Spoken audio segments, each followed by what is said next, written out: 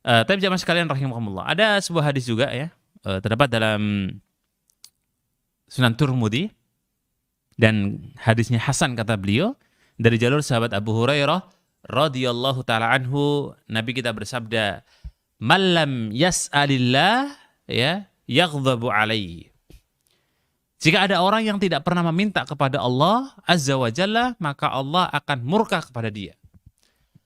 Dan ini kemurkaan yang perlu kita hati-hati, ya.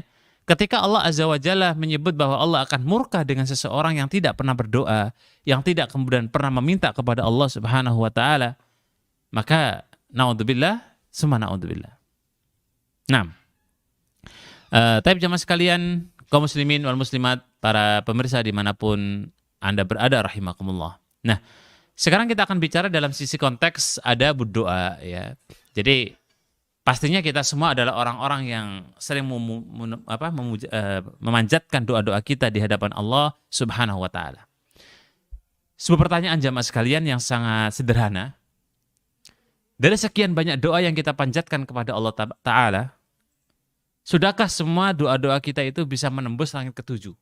Kan gitu. Sudahkah dari doa-doa kita itu kemudian diijabahi oleh Allah Subhanahu wa taala? Mungkin dari sekian banyak, mungkin ada ya. Dari sekian doa yang kita panjatkan kepada Allah, mungkin ada yang dikabulkan oleh Allah Subhanahu wa taala. Tapi kan semua orang berharap ketika dia berdoa, mungkin minta dalam waktu hari itu atau lusa atau mungkin minggu depan atau mungkin bulan depan diijabahi. Maka salah satu hal yang menjadi perhatian kita dalam bab doa itu adalah adabnya.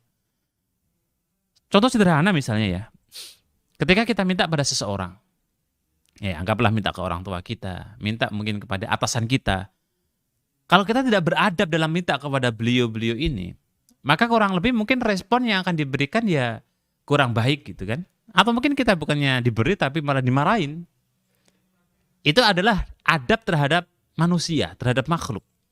Minta pada ayat tiba-tiba kemudian kita dengan nada yang lantang atau dengan nada yang tinggi atau kemudian dengan suara yang memaksa, itu kan juga bukan bagian adab meminta pada orang tua. Itu bisa saja orang tua marah, bahkan malah bukannya kita diberitahu lah, kita mungkin bisa dimarahin habis-habisan. Nah, kepada Allah Azza wa Jalla pun harus kita tunaikan adab-adab itu jemaah. Apalagi kita meminta kepada Sang Penjaga alam semesta.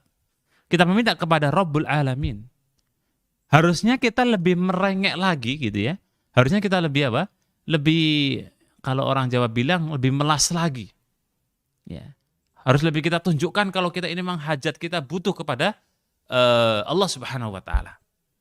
Sehingga nggak bisa disambi-sambi atau kemudian ya doa sakobernya atau apa ya sakobernya itu. Ya kalau mau doa, berdoa dalam kondisi yang mungkin dia tidak siap untuk berdoa, atau ketika dalam kondisi-kondisi yang kemudian dia asal berdoa tidak ada persiapan. Nah, baik, maka di sini disebutkan dalam beberapa akhwal ya. Jadi memang pertama dalam bab doa itu ada kita lihat kondisinya, kemudian sebabnya, dan ketiga itu adalah adabnya. Ada beberapa doa yang memang karena kondisi yang disebut dengan akhwal. Akhwal itu seperti misalnya kita sebut kondisi hujan, itu kan sebab turunnya apa? Doa diijabahi. Ya, itu akhwal namanya. Jadi ketika turun hujan, di situ ada doa yang mustajab. Bisa kita doa di situ. Atau ketika kemudian berada di barisan perang kaum muslimin, itu juga bisa. Atau mungkin lagi adalah ketika halus sujud, dalam kondisi kita apa? Sujud. Ya, ada hal-hal tersendiri yang itu nilai doanya itu besar gitu, dikabulkan oleh Allah Subhanahu wa taala, seperti musafir, perjalanan, itu kan juga istimewa. Ya. Kemudian misalnya kita didolimi, itu juga waktu dan kondisi yang istimewa. Ya, dan yang paling dekat ya, yang paling sering kita jumpai ya waktu sujud gitu ya. Makanya kan dalam sebuah hadis Nabi sebutkan, sebagaimana dikatakan oleh Imam Turmudi dalam sunan beliau dan dinilai hadisnya sahih, Nabi kita bersabda, aqrabu ma yakunul abd min rabbih fahuwa sajidun. Jadi dekatnya seorang hamba dengan Tuhannya itu dalam posisi ketika dia apa? Bersujud. Karena posisi sujud ini posisi di mana kita itu tadallul gitu. Merendahkan diri kita, menghinakan diri kita sebagai seorang abdun, sebagai seorang budak.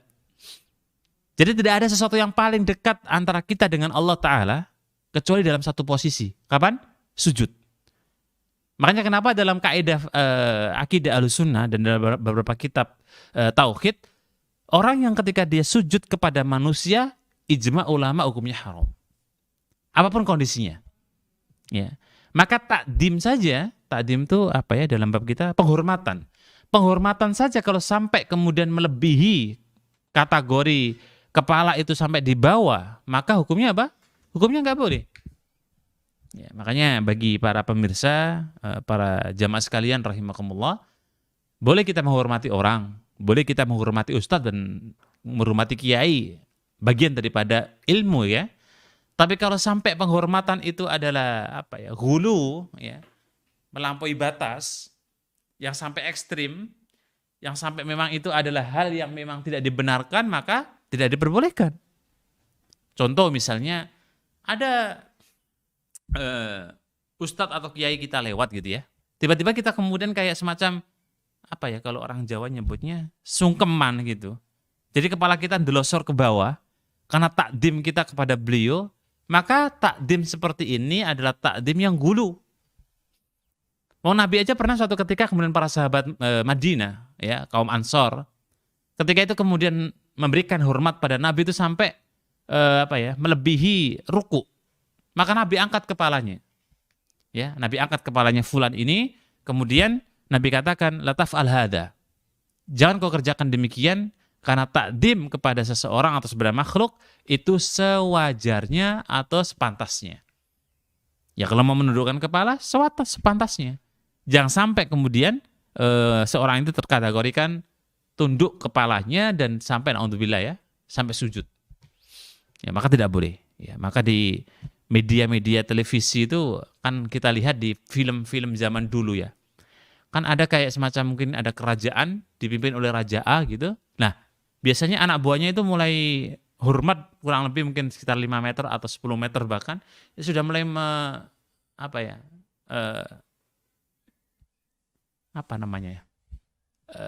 merangkak ya. Mulai merangkak dari sekitar 5 meteran. Itu enggak layasihu.